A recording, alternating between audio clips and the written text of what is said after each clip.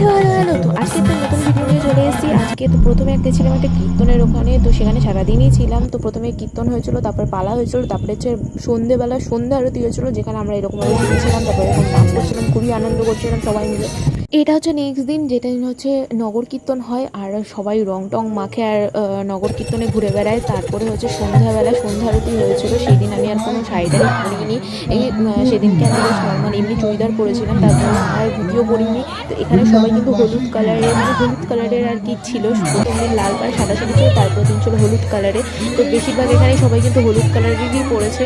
আর যারা দেখছো পরনি, তারা কিন্তু মানে বাইরে থেকে এসছি কীর্তন শুনতে। তো এখানে কিন্তু সবাই খুবই আনন্দ করে। এখানে বেশিরভাগ দায়িত্বটা কিন্তু মহিলারা মিলেই নেয়, তার জন্য কিন্তু সব মানে মহিলারা মিলেই দেখো সব হলুদ কালার পরেছে, মানে খুব একতা আছে, খুব সুন্দর। তো ভিডিওটা যদি ভালো লেগে থাকে চ্যানেলটাকে সাবস্ক্রাইব অবশ্যই করে যাবে। টাটা, দেখা হচ্ছে নেক্সট ভিডিওতে।